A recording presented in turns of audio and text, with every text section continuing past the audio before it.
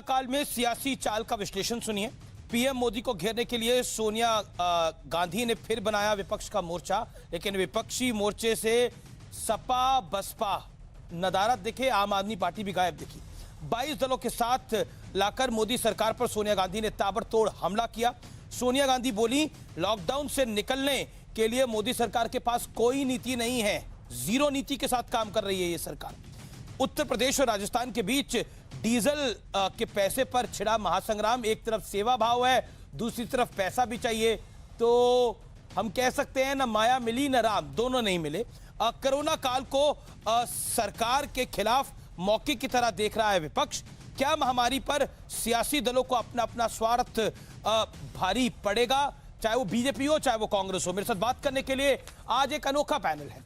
एक तरफ team BJP है तो दूसरी तरफ टीम कांग्रेस है। टीम कांग्रेस से मेरे साथ प्रताप सिंह है, परिवहन मंत्री राजस्थान के, और कांग्रेस के वरिष्ठ प्रवक्ता पवन खेड़ा जी हैं। मेरे साथ टीम बीजेपी से मौजूद हैं मेंबर ऑफ पार्लियामेंट और बीजेपी के कद्दावर प्रवक्ता डॉक्टर सुधांशु त्रिवेदी। अशोक कटारिया मेरे साथ मौजूद है जो कि परिवहन मंत्री हैं उत्तर प्रदेश के। मुझे उम्मीद है कि आज की बहस में हम एक निष्कर्ष करके निकलेंगे और बस पर अब बस हो जाएगी। बीजेपी का दावा क्या है, कांग्रेस का दावा क्या है, दोनों की बात करेंगे। सबसे पहले मैं आपसे शुरू करता हूं, कटारिया साहब। कटारिया साहब, अगर कांग्रेस के शासन ने पैसे मांग भी लिए, रिमाइंडर भेज भी दिया, तो आपको इतना तूफान खड़ा करने की आवश्यकता क्यों पड़ी?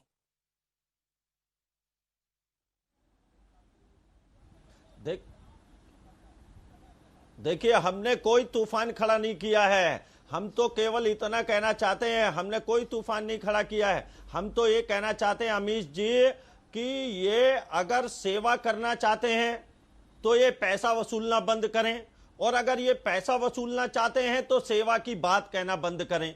केवल इतनी सी बात है। पैसे लेना चाहते हैं बेशक लें, जितना इनका भुगतान है वो कर दिया गया है। और जहां तक है ये कह रहे हैं कि पुरानी बातें उखाड़ रहे हैं, ये पुरानी बातें नहीं है साहब अमीश जी। ये अभी हमने 20 मई को 36,36,000 रुपए का भुगतान किया है। हमने अभी 20 मई यानी 2 दिन पहले ही भुगतान किया है। अरे भाई, इनके पास एक मौका था। वो आपने डीजल डलवाया, आपकी बसों ने डीजल डलवाया था, उसका पैसों का भुगतान आप नहीं करना चाहते थे? हाँ या ना में जवाब दीजिएगा इसका। अशोक जी। हाँ, पैसों का भुगतान करना नहीं चाहते तो कल्पना की बात है, हम तो भुगतान कर चुके हैं। नहीं, बिल्कुल आप करना चाहते थे भुगतान, आपने डीजल डलवाया था, हाँ या ना? आपकी बसों हमने डीजल डलवाया और हमने भुगतान कर दिया। हम कब मना कर रहे हैं? हम कह रहे हैं योगी सरकार के पास इतना पैसा भुगतान करने में कोई आपत्ति नहीं है, लेकिन सेवा की बात ना करें। सेवा की बात ना करें, उसका मेवा भी ना खाए, वो मेवा आपको मिलना चाहिए। आपकी परेशानी ये है। चलिए, मैं समझ गया आपकी परेशानी क्या है। हमारा ये कहना है कि जी, हमने कहा ये जो सेवा की बात कर रहे हैं तरीका ठीक नहीं है इनका। ठीक है, हमने डीजल डलवाया, डीजल का 5 मई को भुगतान कर दिया, और हमने जो 94 बसों की हमें जरूरत थी एक्स्ट्रा अतिरिक्त, उनका हमने भुगतान कर दिया 36 लाख जी। जी, अब मैं प्रताप सिंह जी का रुख करता हूं।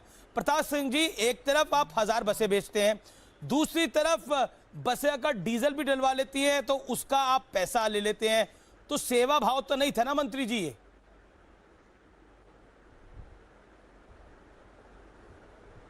देखिए अमीश जी, मैं आपको बताना चाहता हूं कि आप ये मानकर चलिए, राजस्थान एक ऐसा पहला राज्य जो मजदूरों को फ्री में उत्तर प्रदेश पहुंचाता है, मध्य प्रदेश पहुंचाता है, और सब जगह मजदूरों को लेकर जा रहा है।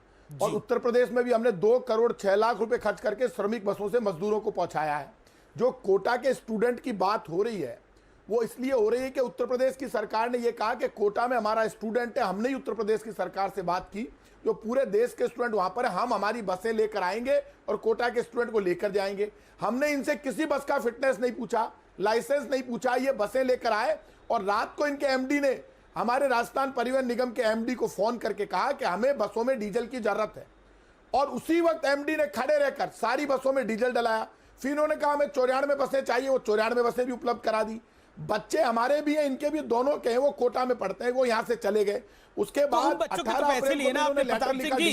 एक तरफ आप 1000 बसें बेच रहे हैं, दूसरी तरफ आप बच्चों के लिए पैसे ले रहे हैं, तो आपने भी तो आपने सेवा के बदले मेवा भी तो लेने की कोशिश करी और ले भी लिया। 27 अप्रैल को नहीं नहीं, हमें मेवा नहीं चाहिए। इनके दर्द उस दिन शुरू हो गया जिस दिन प्रियंका गांधी जी बसें लेकर पहुंची और योगी आदित्यनाथ जी ने कहा मैं अनुमति दे दूंगा, तभी तो वो बसें लेकर गई।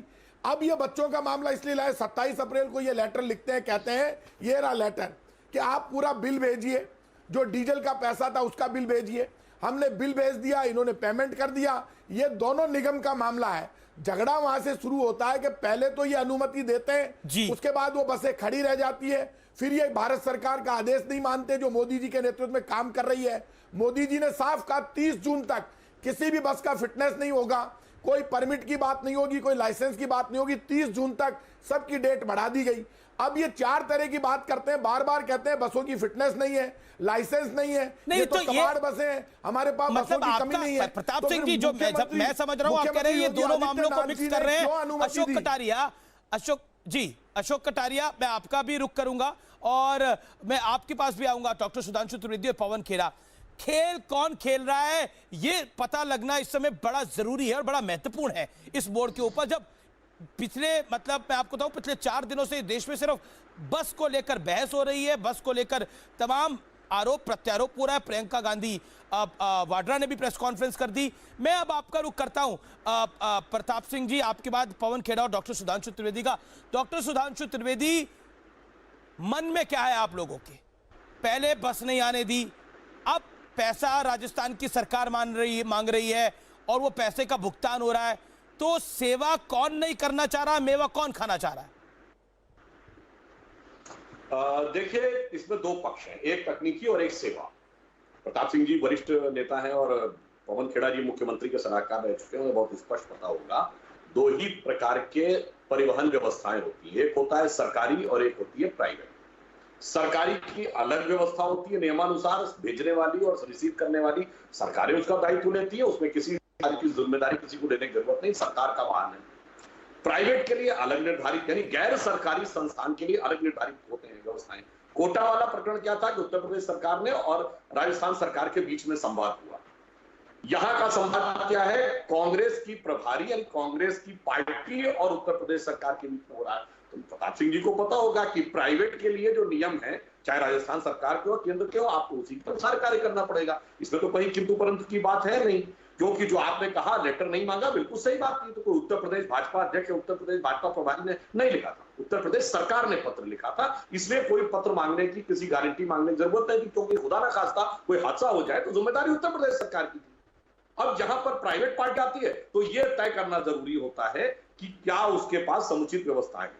दूसरी बात, नैतिक बात, सेवा की बात, तो मैं अपने कांग्रेस के मित्रों से पूछना चाहता हूं, एक कांग्रेस सेवा दल भी तो हुआ करता था जो पंडित नेहरू ने बनाया था, वो कहां गया इस समय?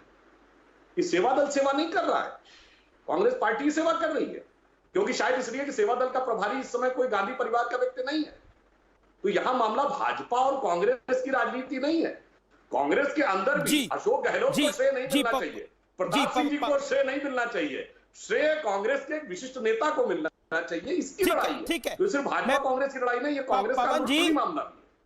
पवन जी, आप भी मुख्यमंत्री के सलाहकार रहे और दिवंगत नेता कांग्रेस की शीला दीक्षित पूर्व मुख्यमंत्री, उनके सलाहकार रहे। मैं आपसे जानना चाहता हूं, क्या सरकारें खींच उतारती हैं कि अगर जो प्रियंका गांधी वाड्रा ने बोला मैं यूपी में 1000 बसें भेजूंगी, उस बसों का फिटनेस सर्टिफिकेट अगर योगी सरकार ने नहीं दिया तो उसकी खींच उतारने के लिए ये बिल दिया गया, जिसका रिमाइंडर भी दिया गया? जी, मुझे नहीं लगता कि इस बात को, सरकार में एक पैसा भी अगर व्यय किया जाता है तो उसकी ऑडिटिंग होती है। तो जब ऑडिटिंग होगी तो आप क्या कहेंगे, किन बसों में डीजल भरवाया? राजस्थान ने उत्तर प्रदेश की बसों में डीजल भरवाया, उसका आपको बिल देना पड़ेगा, ऑडिट वालों को आपको दिखाना पड़ेगा कि वहां से ये पैसा आ चुका है। और उसी नियम के चलते उत्तर प्रदेश परिवहन को पत्र लिखा, याद दिलाया कि आप इनवॉइस रेस कीजिए ताकि हम पैसे ट्रांसफर कर सकें। तो ये तो मुझे नहीं लगता कि कोई बहस की बात भी है, सरकारों का सिस्टम है। वैसे भी कोरोना भूल जाइए, वैसे भी जब लॉन्ग डिस्टेंस बसें चलती हैं, एक राज्य से दूसरे राज्य में जाती हैं, वहां के पेट्रोल पंप से अगर वो पेट्रोल भरवाती हैं, उसका हिसाब किताब दोनों परिवहन निगम आपस में कर लेते हैं। इसमें कोई नई बात नहीं है और इसमें लॉजिकल बात है। लेकिन ये तो महामारी का, पवन जी ये तो महामारी का दौर है। उस महामारी के दौर के अंदर मुख्यमंत्री राइट ऑफ भी कर सकते थे।